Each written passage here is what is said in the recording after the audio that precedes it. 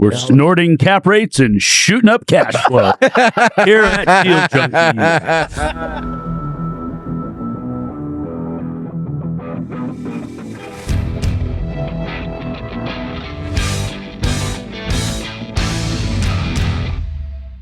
Welcome back to Deal Junkies. I'm Gabe Johansson back in the SMI studio with Dane McKinney, Trevor Howard, Mike Nuss, and a very special guest, Katie Neason. Hi, Katie. Thanks for being with us.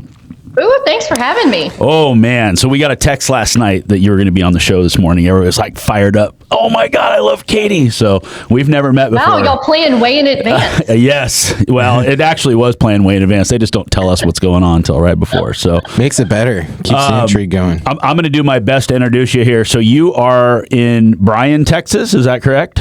That's correct. Hence the accent, y'all. Who has an accent?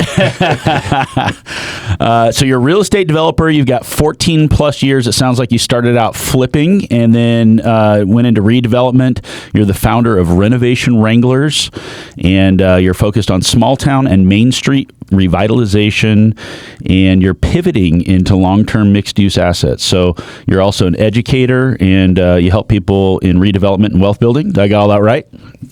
That all sounds close good. enough. I have to add too. Oh, Katie was one of the first people we met before we were developing, and she gave us a ton of info on how to get started. Oh, look at that! You're educating. Yeah, there's proof. Proof's in the pudding.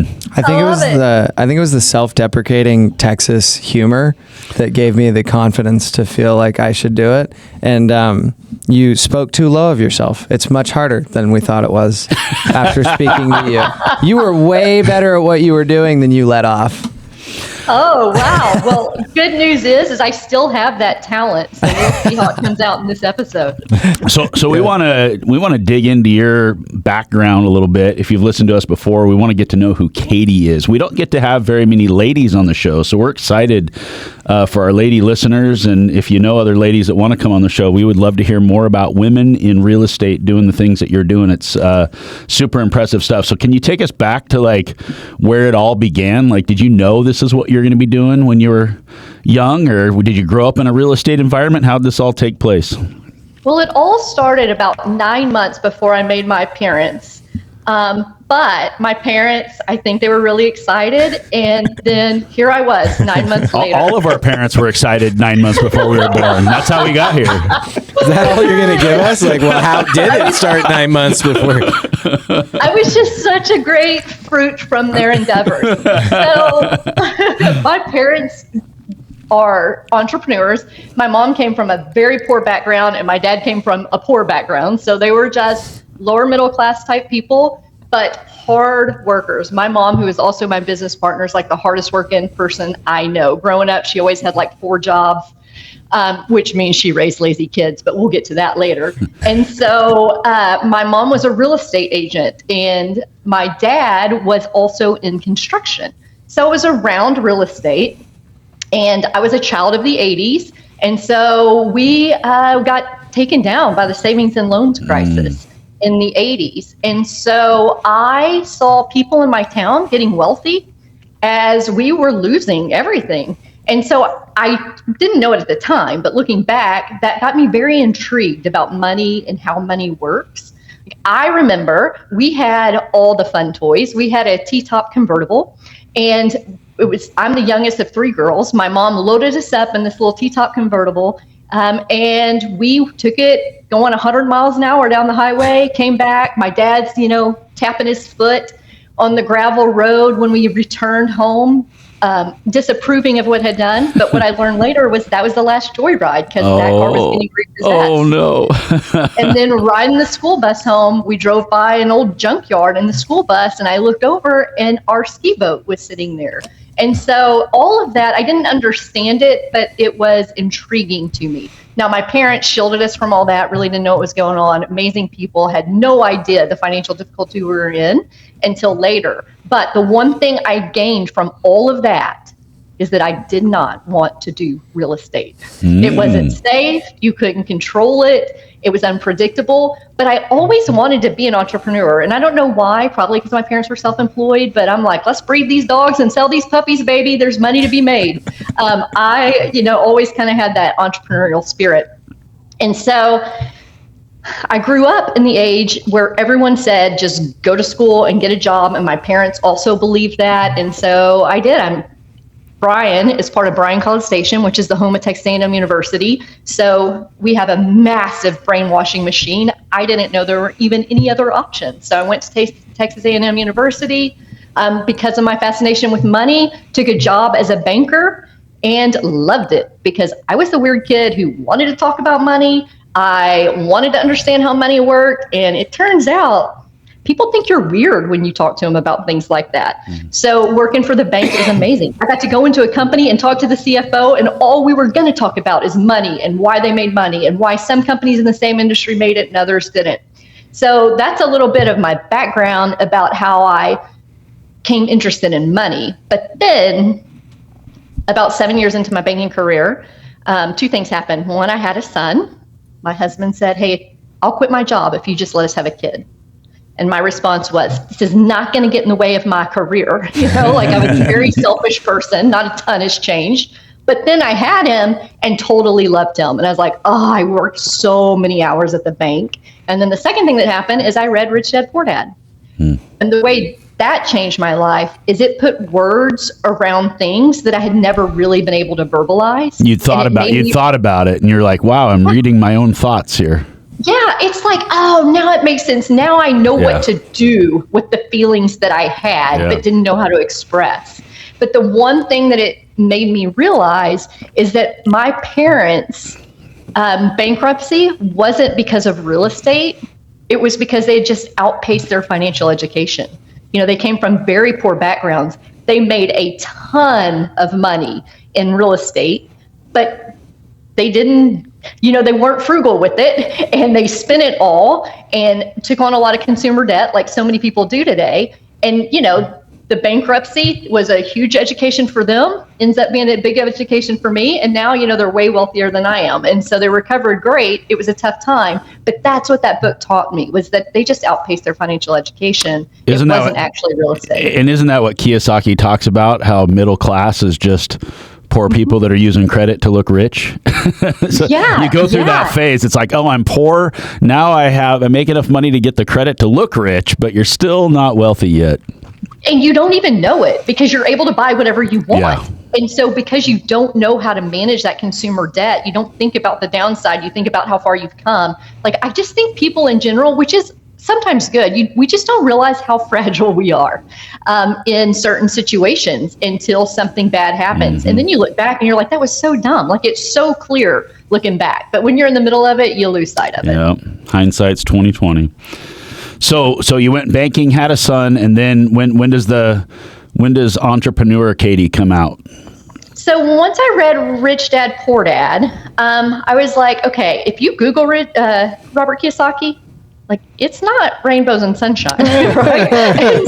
Just buy the $20 book and read it and leave it at that. Like, it'll change your life. You don't need all the other stuff. Yeah, right. That's like but David I wasn't Goggins. smart enough to do that. Yeah, I wasn't smart enough to do that. I Googled it. And so I was like, as a skeptic and very conservative because of my background, I was like, I need to test this model to see if it works. So very shortly after reading it, I bought a $17,000 condo, and I had to finance it. I had to use private money to finance it because it was so small, no bank wanted to do it. But I wanted to finance it, to put all the pieces in place, to show the tenant could pay for the mortgage and just go through the whole thing. And if it was all a fraud and none of it would work and we lost everything, we would be fine. And so I did that and it worked. It was great. I mean, that condo, I learned so much. I rented it out for years, and then I did owner finance, and then they quit paying, and then I foreclosed on it. And so it was a great learning lesson. And that was basically it was low income housing. And so I put together this whole thesis on we should do Section 8 housing like the government pays you. There was a big discrepancy in what you could charge versus what the market rate was. And so my mom was the hardest working woman I knew. So I put together a business case and said, let's be business partners. And she had the background in real estate. And so she agreed to do it. And we bought a fourplex. This was 2010 is when we bought our first fourplex. So, they were everywhere. They were all out of foreclosure, bought it from the bank. We fixed it up. It was great, beautiful for what it was, put the tenants in it, And within probably, I don't know, 5 minutes, realized we hated that. What'd you hate about it? We hated the rental aspect of it. We hated manage the property. We weren't smart enough to know we should get somebody else to manage it. I'm a skeptical and cynical person, and I don't need encouragement, but my tenants were able to make me more skeptical and more cynical. And I did not like the person I was becoming. I was like everyone I figured was probably lying to me, like my tenants were. And I just hated it. But we loved fixing it up. And when we would show it, people were like, oh my God, it's not white walls. Like, this place is so great. And it wasn't fancy. It was just a little different. And so we said, you know what, let's pivot. At that point, we had 3 or 4 fourplexes by that point. So we just sold them all and started flipping houses. And we did that for 10 years. Wow. And you liked the flipping aspect? That doesn't really follow the... That's the opposite. That's not the rich dad, poor dad. Now you're working a job and paying taxes.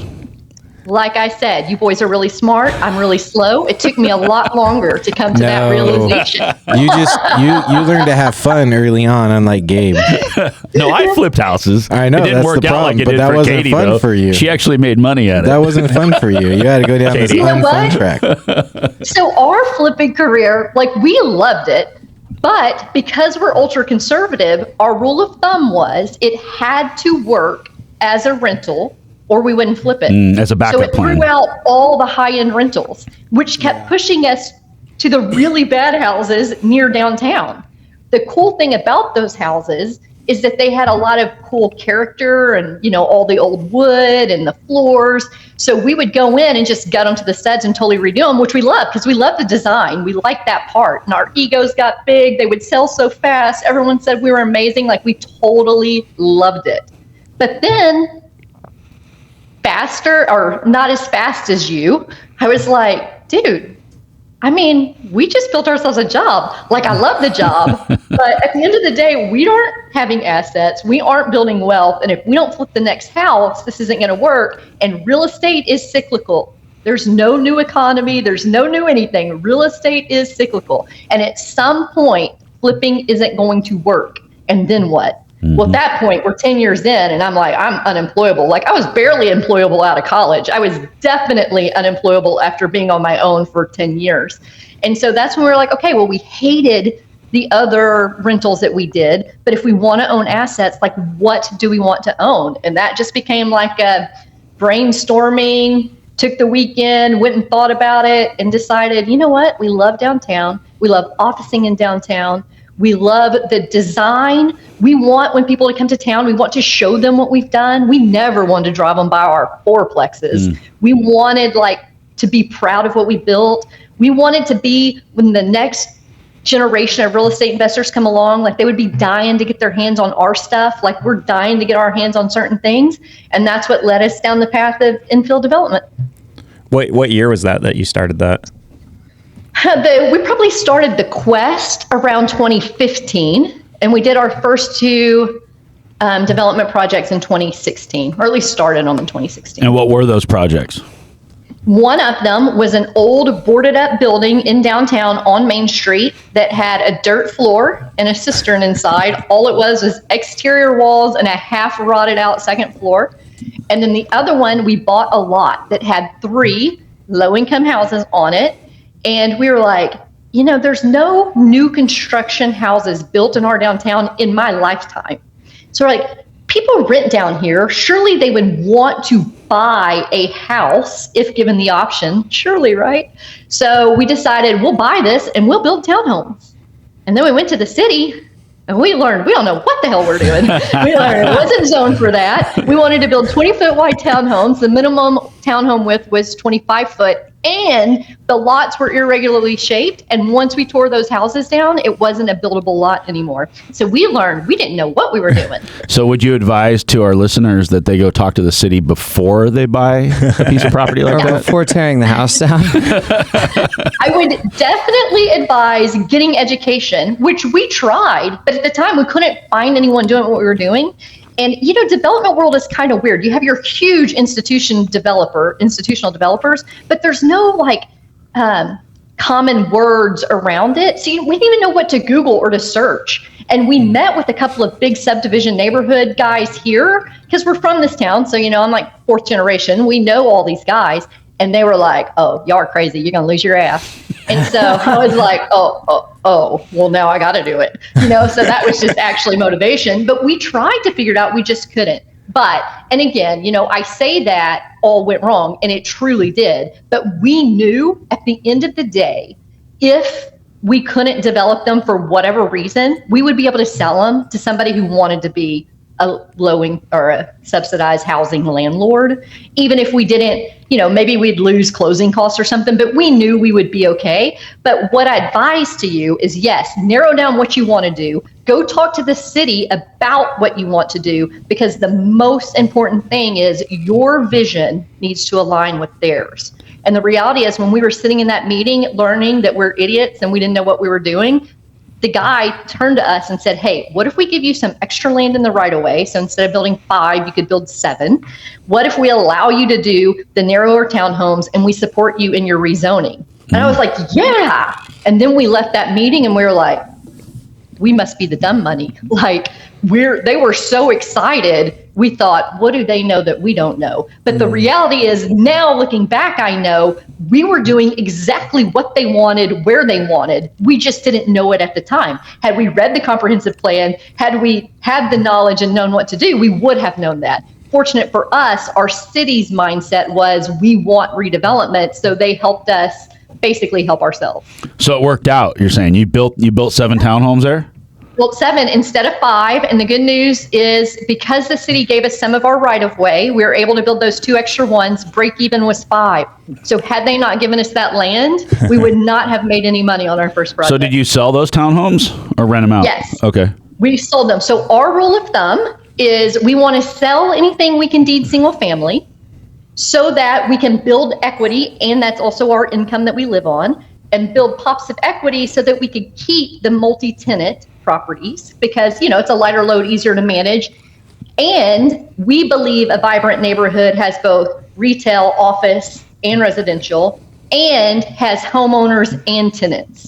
So when we build all of that in one area, we're creating the neighborhood that we think will be economically resilient.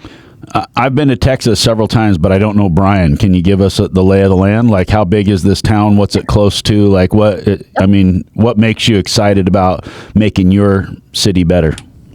I'm excited that you haven't seen one of the greatest cities, and that is still in your future. So if Have you ever seen come Salem, down, I would love Oregon? to show you around.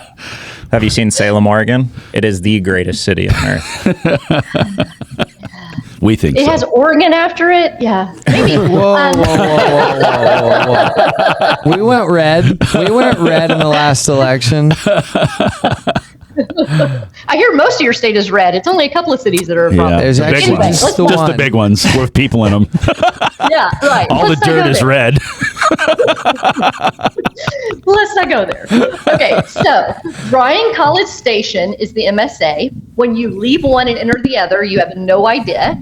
They are touching one community. It's a 250,000 MSA with another 100,000 student population, because it's the home of Texas A&M University. Wow. We're about an hour and a half north of Houston, and about an hour and a half east of Austin, and 2.5 hours south of Dallas. So we're kind of like in the Right in middle. the middle Right of in the the middle. triangle. Yep. Wow. So are you guys seeing a lot of growth just from what's happening around you in DFW and in those markets, Houston, Austin? Yeah, we are definitely seeing growth. We are not like those markets. So because the big gorilla is the university, we're actually a very steady market. As a matter of fact, it's almost counter-cyclical, because when we go into recession, Everyone goes to people school. lose their job and they go back to get another degree. I'm going to go to Maze. And so that actually helps. The good thing about that is, when things are soft, we usually fare better than the rest of the country. The bad thing about that is, when things are really hot, we usually don't spike like the rest of the country. And so it's a good, steady Eddie market. Do you do student housing? I try not to. I hate student housing, and I don't do student housing, but I did do a student housing project last year. So we primarily develop in and around downtown. That is our asset class. And students don't want to live downtown, and professors don't want to live next to students. So we've really carved out the majority of the people that we rent and sell to are professionals that are somehow associated with the university. Okay. So are you still self-managing? So now when we decided, hey, we're going to build our first mixed-use building that was going to have the 20 lofts in it and some commercial on the bottom, we are not going to self-manage because that's what we thought was what we hated about it before. And so we hired a third-party manager, and, we actually just got rid of them, and that was 2019 when we built that building. So we've had them for a long time, but it's frustrating because we're in a college town. Most property managers cater to college students, and professionals don't really love being treated like that. And so it was tough, but we weren't having to do it, which was great. And then we got to a high enough, because we have commercial and we have residential, it was really hard. We couldn't find a property manager who could do both. And we didn't have enough units to justify bringing it in-house. But last year, we were like, we are close enough. So we hired a property manager, we hired a maintenance guy, and then this year we brought on a leasing agent. So now we've brought it all in-house, but we are not having to do it. So it's working out great. How many units did you feel like you needed to get to bring it in-house to where it made sense? I feel like we need 100, and we're not even there yet. We have about, commercial's weird because it just depends. Do they take 2 spaces or 1? But we have about a total of probably 85, 86 doors. And so I think we just brought on that last one. We just took out our last property management company, third-party property management company. So we haven't got to go a cycle yet to see. But I think we are going to run it much more efficiently and lower cost, that it's going to totally make sense. But when I was running the model with what we were spending on property management plus all of their maintenance stuff, I was like, man, we really need 100 units. So we'll see. Time will tell. Wow. Go. I was going to say, so like between the residential and the commercial stuff, what are you more excited about right now? I mean, I really love mixed use. I just think that is such a great model. And when you think about all the cities you want to visit and vacation, you're not like, dude, I can't wait to get to that subdivision neighborhood and look at all those beautiful garage doors while I walk down that cul-de-sac street. Like, nobody says that, right? They go to the cities that are human scale, made for people to interact with it. So I really love that. The challenge with that in a revitalizing market is that everybody wants those retail stores open.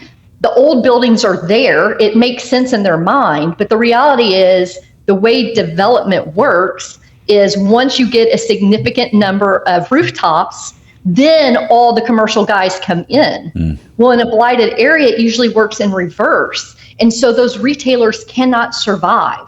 So we have our number one goal is heads and beds. We need to get a critical mass of people living here so that they just roll out of bed and visit whoever the retailers are here because it makes the most sense. Not because there's an event, not because they love to travel to downtown, but because that is what makes the most sense for their lifestyle. So we want to put as many heads in beds. But we're not going to do that at the expense of the 10 to 20 year from now downtown. So if we buy a building on Main Street or on Bryan Avenue or major thoroughfares, we're not going to make that all apartments, because 20 years from now, people will walk down that street and go, that was really stupid. Like, why is this housing? Why is this townhomes? It should be retail. So we love the mixed use the most, but it is the challenge. It's the most expensive to build. And, commercial and retail are just harder in a revitalizing area than the residential. How many of your 85 doors are offices?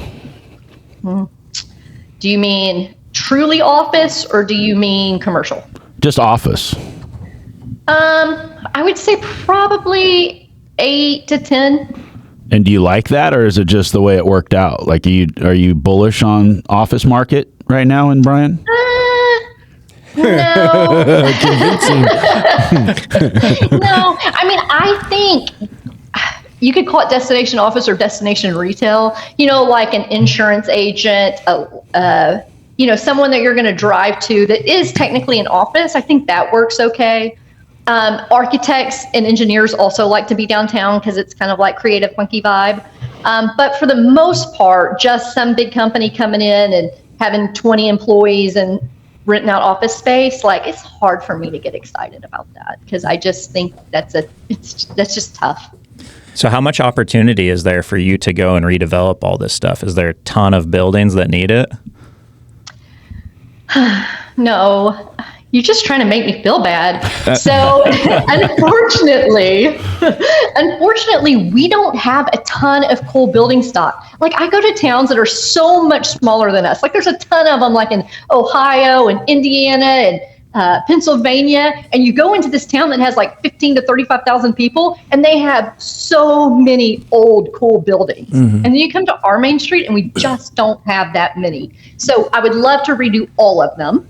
Only so many of them come available, and that's why a whole lot of what we do ends up being ground up construction because we just don't have that many buildings to be able to get our hands on and revitalize. Even though we love that the most, it's the hardest. Once you go new construction, especially after flipping, it's really hard to go back to it. It's like, why were we so dumb? Like flipping is so much harder than new construction. But the end product is so much better than new construction. And so, yeah, we try and balance it. We'd love to do more old buildings. We just don't have that many. Could you break down why you think flipping's so much worse?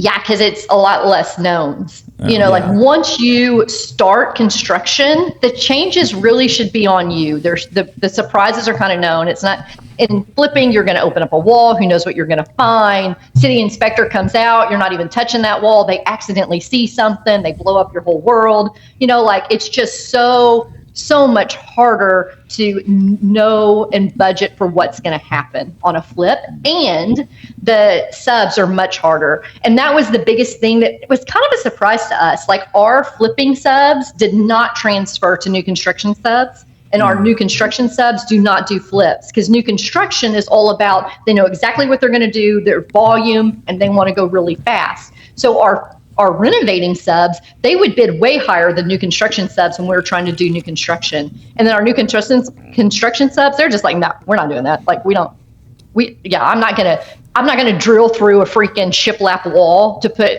electrical lines in, not gonna do it. And they don't have to. So it's totally two different trade worlds. So do you see yourself going into different asset types as you start to run out of these buildings downtown then? Yeah, so our asset class is a geographic area. Our asset class is a 15 by 5 block area, and we build whatever makes sense for whatever property we get. And if that's renovating a building, we'll decide, does that make sense for it to be retail, office, lofts, a combination of all? If it's an empty lot, does it make sense for it to be townhomes, mixed use, a boutique apartment? So our asset class is really downtown and whatever makes sense there. It is not like we do mixed use or we do townhomes or we do apartments. We do our downtown. Okay, that makes sense. So A&M, one of the biggest universities in the country, and then Blinn is Blinn in Bryan? It is, okay. and it's a junior college, and it probably has, I want to say, around 20,000 students. I was going to say, I thought A&M was 80, and then Blinn was like 20. Yep. And Blinn was, what do they call it? If you can't get in, you go to Blinn. You can't get in, you go to Blinn. Yeah. A&M's got 80,000, but it's a very good university for that size. I don't think that there's many universities that are that long. Like maybe Ohio State would be another example of a big university, but it's actually like super difficult to get into. Yeah. The only reason I don't think I could get in today. Thank God I got in back when they were taking dumber people. Oh my goodness. You should have gone to Oregon State. That's Trevor and I went to Oregon State. Is that the Beaver one? Is that the Beaver one? I'm not going to be a Beaver. You have to go in. You have to go in person for the application though, because they just take your pulse. And if as long as your heart rate's good, then they'll let you into it. But great university as well, beautiful city. The reason I brought it up though is because I've been talking to a lot of people lately who are kind of in student housing or in towns that are backed by student housing, even if they're not in student housing, where the economy is really propped up by the universities. And there's been a lot of concern, or people have been asking me, and I don't really have a good answer for it, but the concern with AI. And so how that's going to transform universities and what the future of college looks like, whether or not you're bullish on all those universities growing and integrating. I mean, where do your thoughts go in that regard? Let's just have a secret conversation between us. Okay. So I think university education is a freaking ripoff. Yeah. And that it does make sense for certain people. With that said, I have a daughter who's in college right where she needs to be. And I have a son who chose not to go to college right where he needs to be. So it's not an all or nothing. But the reality is that the education is, for the most part, not worth what you're paying for it. Now, I want to keep that a secret because I am in a town that is driven totally by a large university. And the truth is, it's not even like everyone just quits going to schools. If enrollment just dips and they're no longer hitting capacity and it goes down 5% a year, like, we will fill that. So it is important that if you have a strong concentration, one, you know it, and two, that you're trying to mitigate against it. So we'll say, and I don't know if this is good or bad, but just this week in the neighboring county, they approved Elon Musk Terafab chip manufacturing plant, and the university and SpaceX are working on like a joint degree, I guess, with Texas A&M Rellis campus in order to help produce that. And so the goal of the university and the town should be to leverage the university while things are great, to build companies that end up staying and being founded here.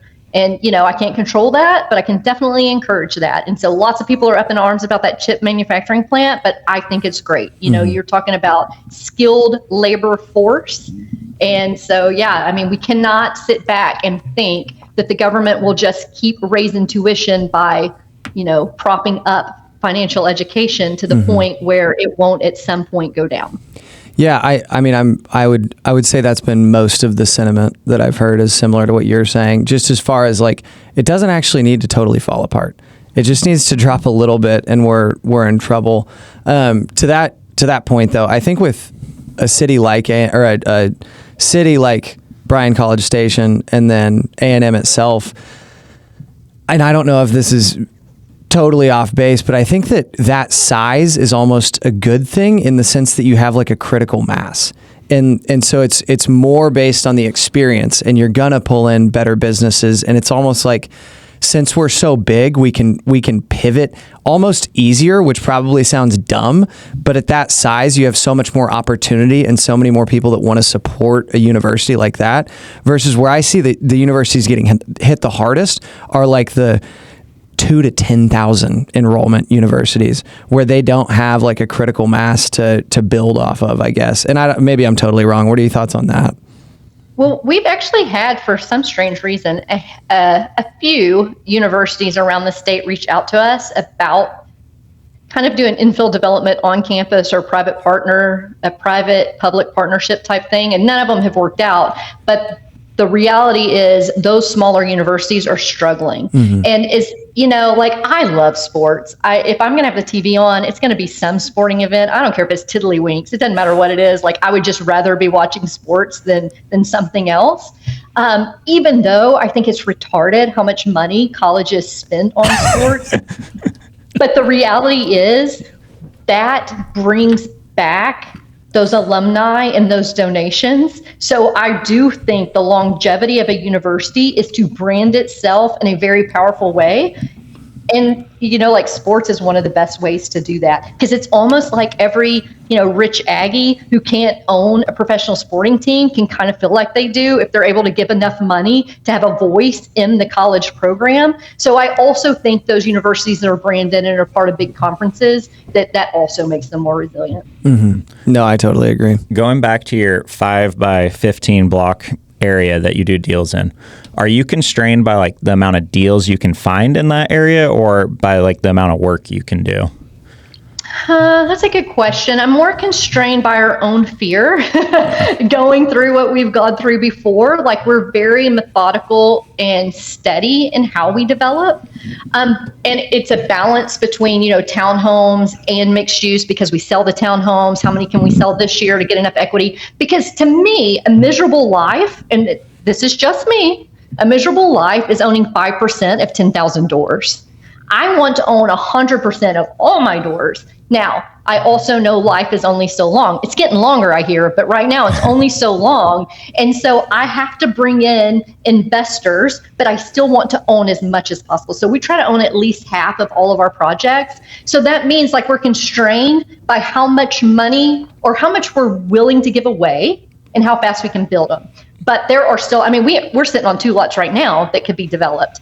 And so it has to make sense. The economics have to make sense. What we're wanting to build has to make sense. And so I would say it's more just like a balance of we're not going to go balls to the wall. If we were, we should have done that back in 2016, 17, 18, not right now. So it's more methodical growth. Now, at some point, it's not going to make good financial sense, to own 100 buildings in downtown Bryan, Texas. But I strongly, strongly believe you should invest where you're invested. Our greatest competitive advantage is that we know our downtown market better than anybody else in the world. And I believe that if you sit next to the tenant that's renting from you, whether that's retail or that is residential, and you might run into them at lunch tomorrow, you will build, do, and act very differently than if you're just throwing money at a town to extract a bunch of value, sell it in 3 years, and move on 50 miles down the road to do it again. And so I just think if we want to build better places that we're not trying to escape from on vacation, we need to build where we're at. So that means, what does the next phase look like when I'm like, we can't just keep dumping money in here and consider ourselves being fiscally responsible. So then I think it becomes like, how do I financially support other investors in their local market that has a passion to build what we're building? So, a lot of people say real estate's a means for an end, but dude, I had a W-2 job that I actually liked.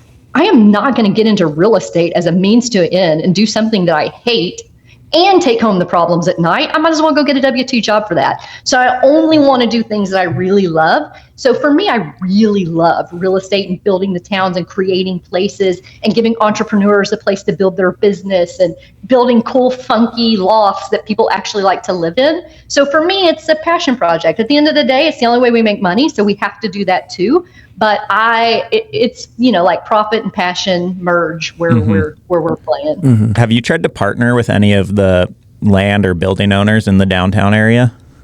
Yeah, it's funny because the one time I wanted to do that because the guy had this old funky tin building and I was like, I really want it. He didn't want to sell. And so I went to one of my mentors and I was like, hey, I'm thinking about buying this building and he didn't want to sell. So I want to use him as a partner. And he goes, okay, let's just say he didn't own that building.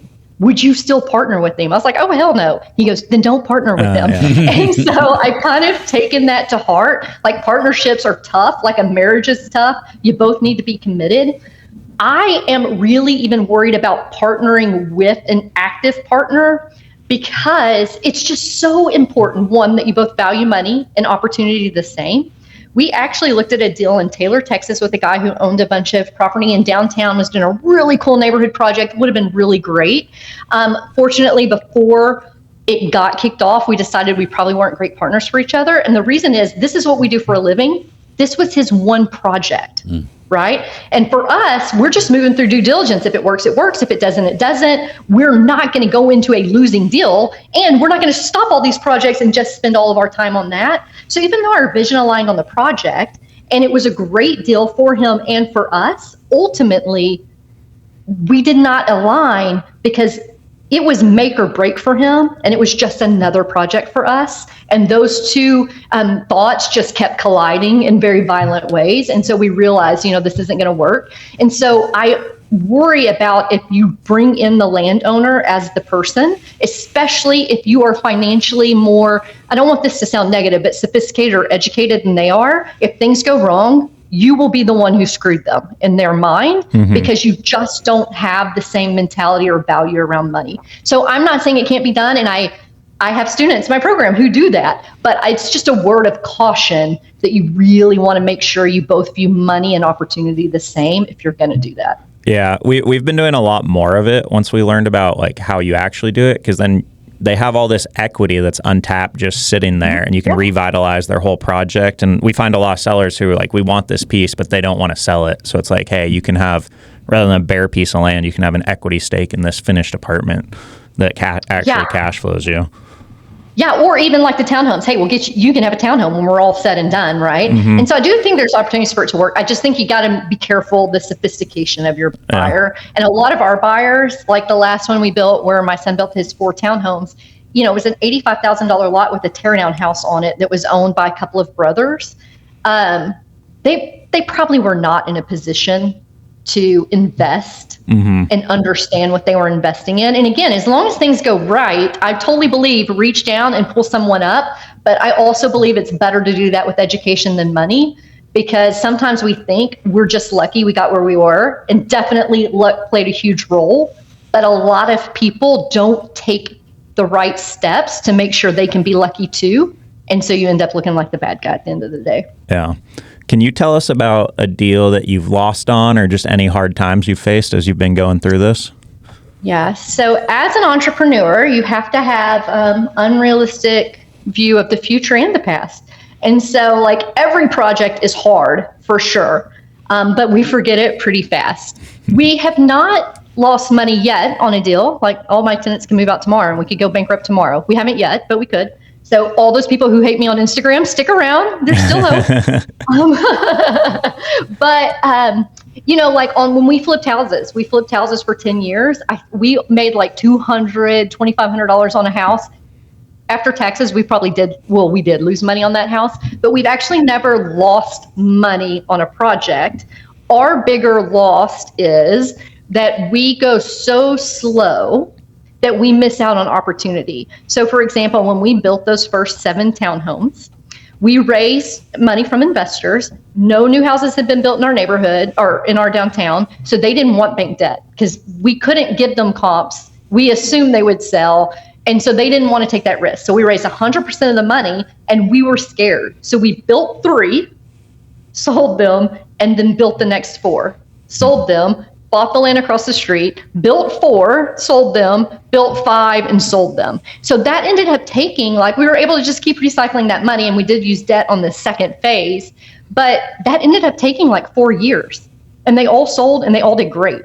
Had we been brave enough to just go into it and do the whole project, we could have had a lot faster velocity of money. And so in my mind, because we are so conservative, which I wouldn't change it, that's really where we lose out on more, is we're just really, really cautious and don't get into any one project that if it goes terribly wrong, it will bring you down. So we had to start small, and now we can take bigger risk on bigger projects, but we still will not do a project that if that one project fails, it takes down everything. Yeah. And then can you break down your favorite deal for us? We want to know the details of how you did it, what you bought it for, and how it all went. Yeah.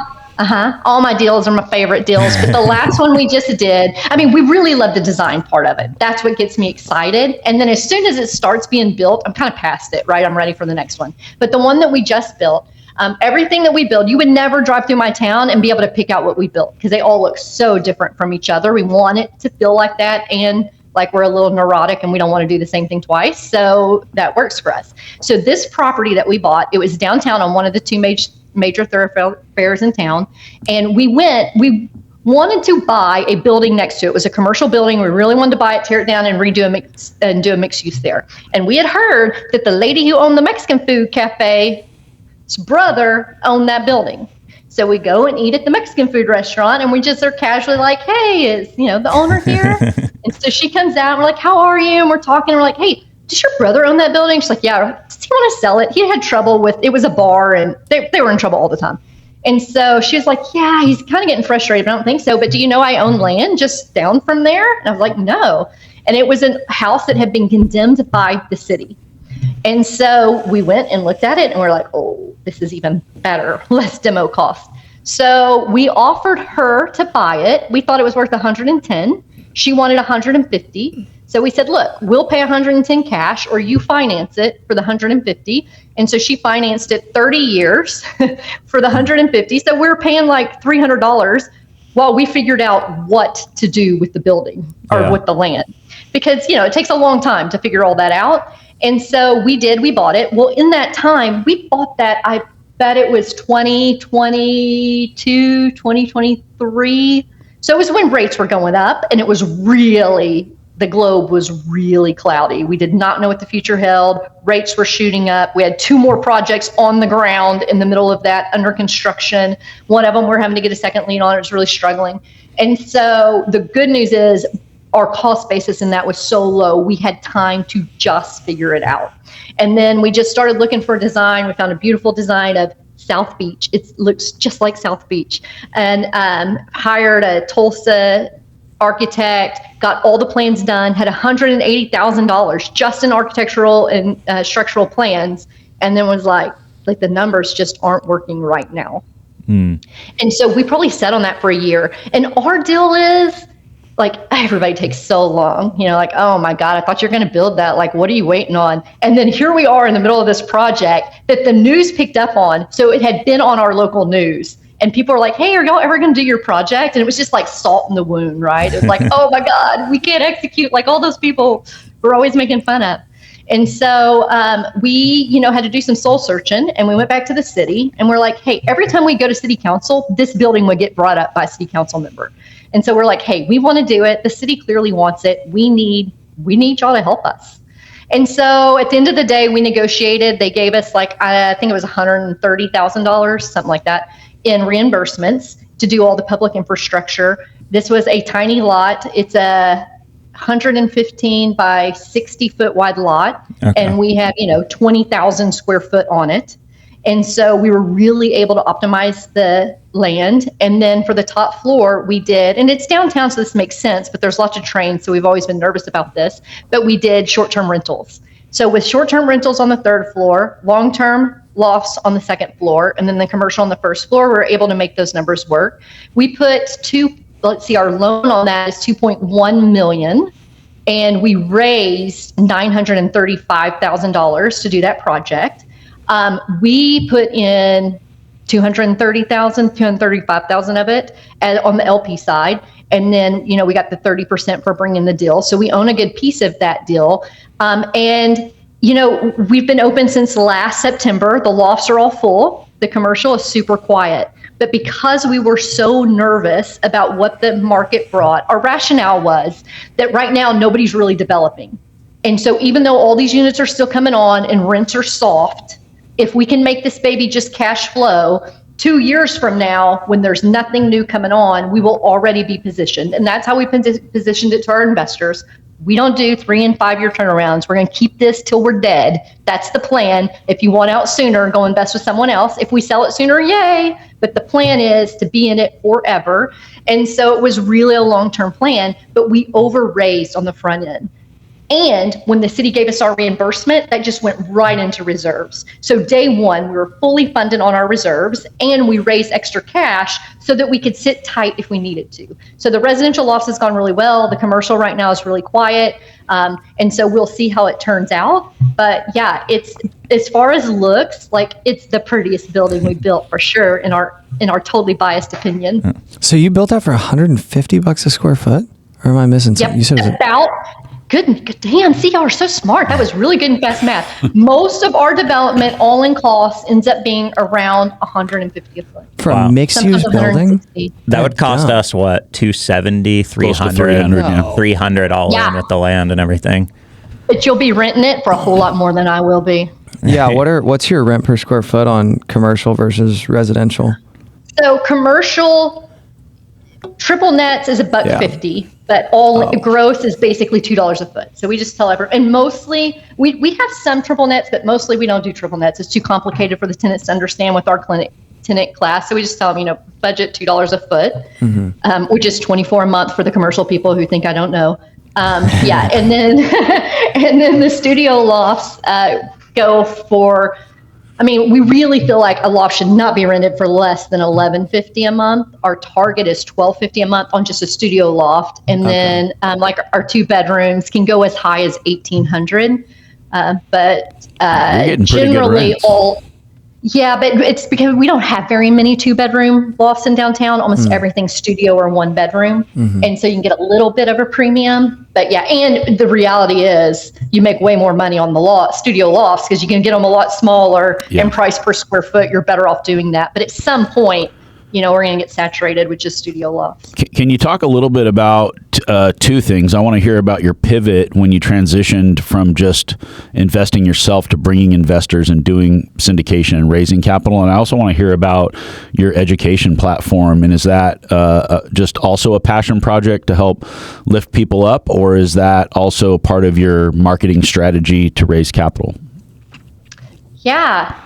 So the pivot to raising money, how it all started was when so after I wasn't a banker anymore and I knew I wanted to be an entrepreneur, I was still too scared. So I said, you know what I'm going to do though? I'm going to give up my high paying banking job and I'm going to only work for education. So I went to work for two guys who were serial entrepreneurs in kind of a startup company who was actually a former client of mine at the bank. So I went to work for them. We did that for 7 years. They sold the company. And when they did, I said, I'm going to take my quasi-equity bonus and it will get me through a year. So I'm just going to keep paying myself just like I had a job. And at the end of the year, if the money's gone, I'll go get a job. If the money's not gone, we'll just keep doing this. So far, that was 2015 when we sold. So far it's still working, but who knows what tomorrow brings. And so those investors, those owners, they were my mentors. So when I was going out on my own, I sat down with one of them and I'm like, hey, I'm looking at doing this. I need you to help me think through. Am I thinking through everything? And at the end of it, he said, hey, if you get a project like this, I would want to invest. And I was like, oh, hell no.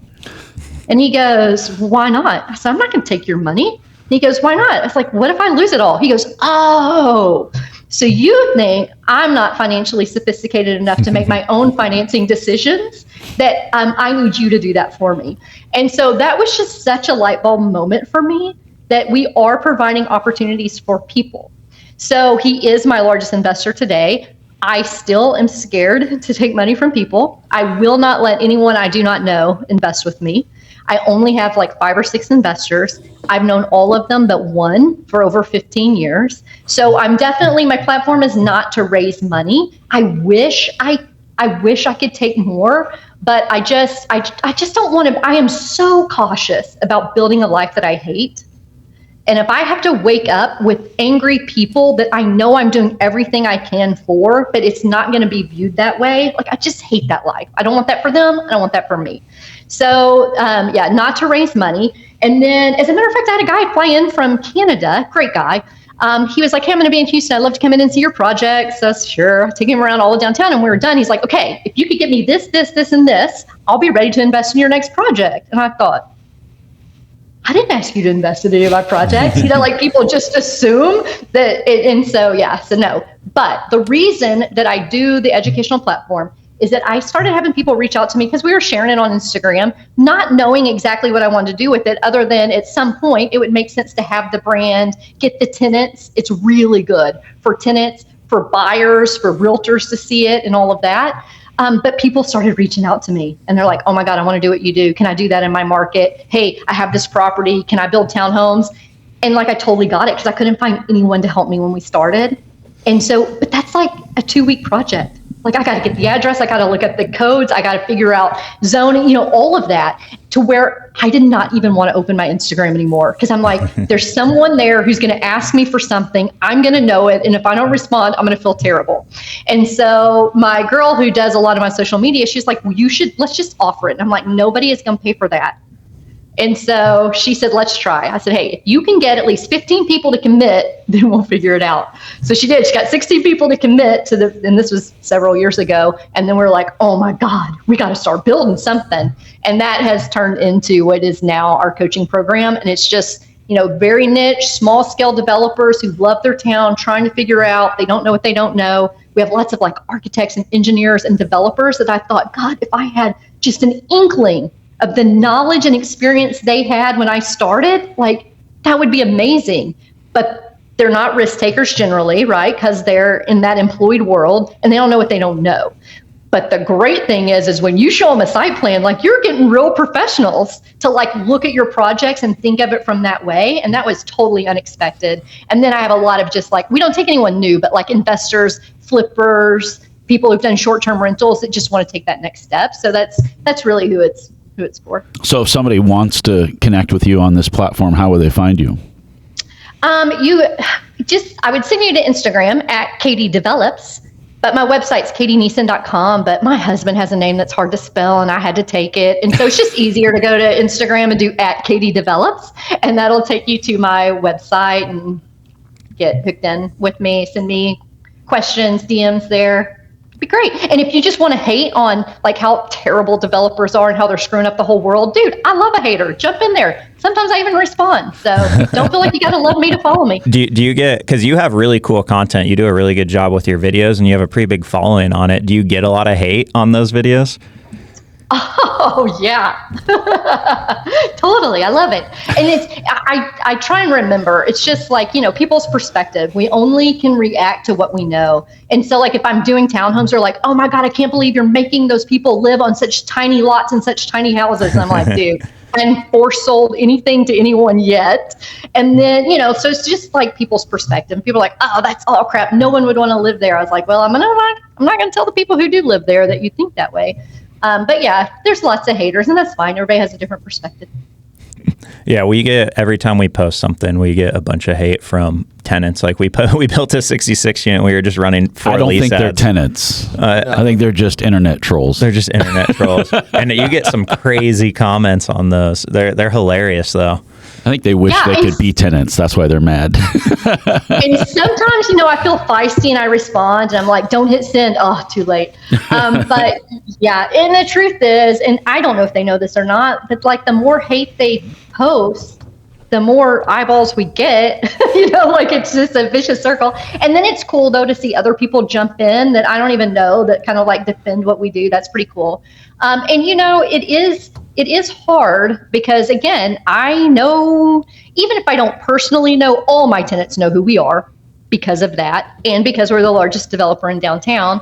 And so it's unnerving, like you're not going to make all your tenants happy. You're not going to do what you do doesn't always align with what they want or they do. And so I'm always nervous about that. But so far, I haven't gotten any hate from people who live there, but I wouldn't be surprised if we did.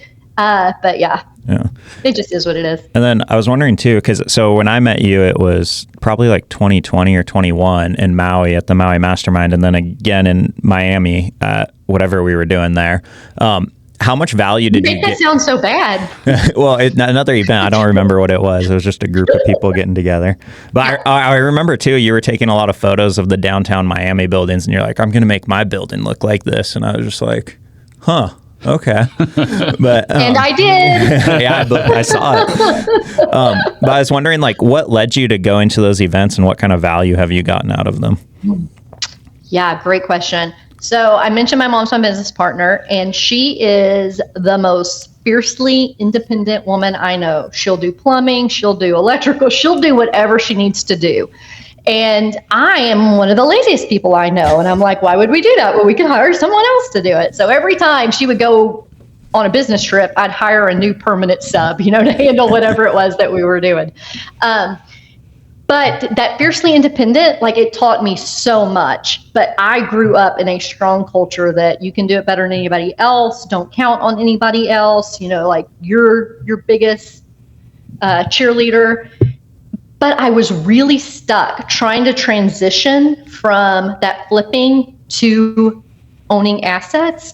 And for a long time, I was just making excuses. Like, I don't know who to talk to. I don't, I was just putting off making a decision because I literally did not have those people around me. And then COVID hit, and we were in the middle of our mixed use development when COVID hit. Jobs shut down, and we had no idea, would we ever sell a house again, get another house? And in that moment, I was like, this is ridiculous that I have been telling myself for 3 years now. The reason I haven't done anything is because I don't know the right answer, but I haven't sought out those answers. So I was like walking down the gravel road in the middle of COVID all by myself because nobody else was willing to go outside. And I said, you know what, for the next year, I'm going to say yes to every opportunity that comes up. Because one of my gifts is saying no. So I was going to say yes to every opportunity. And within 24 hours, a post came up about the Maui Mastermind. And I'm like, I'm going to apply. And then I started sweating when they accepted me because I'm like, how am I going to pay for this? My mom always said, why are you paying people to be your friends? They don't know any more than you do. And then I also joined Women's Go Abundance that year. And I joined something else, but everything. I just said yes. And I said, I'm going to do that for 1 year. And then at the end of the year, I'm going to assess the situation. What brought value? What do I want to continue? And what do I need to pare back? And at that point in my life, those masterminds, real estate masterminds, I mean, it just blew my mind. It opened my world. Nobody was doing development, but to see people think differently, to view risks differently, it was just like, oh my God, why did I take so long to do this? And it totally changed the trajectory of my life. I went from just linear, like my little town, just inching along. And I'm still more conservative, and I still wonder if, it's because I'm scared that I don't grow as fast as everyone else. But being around those people who are doing crazy big things just makes me at least question, stretch, and, really have more belief in myself that I can do bigger things. And so that's the biggest impact it's had on me. So any of you people who are fiercely independent and think all that stuff is a ripoff, hey, it may be. Who knows? And really, whatever they teach you in those things, even at a conference, if you're going for what they're teaching you, you're probably not ready. But the people that you will meet and the places it will take you that you haven't even expected, that's where the real value is. And then my last question for you is, how do you have so much energy all of the time? Oh, I don't. How do you fake that you do? I have, and if you've been on a trip with me, you probably know this. I have an uncanny ability to fall asleep in 30 seconds. So if we get on a boat, I don't care who's around, I'm going to lay down and I'm going to take a 20-minute nap. If I'm in a car, I am not going to be awake for that trip. I'm going to take a 20-minute nap. So I take lots of little sleeping naps so that I can have this energy, because it actually drains me. Believe it or not, I am an introvert. I love the high energy, but it drains every ounce of me. You are the high energy everywhere I go. You're the most energetic person on all the trips. That's probably why I caused some trouble like I did on that one trip. Doing whatever you were doing.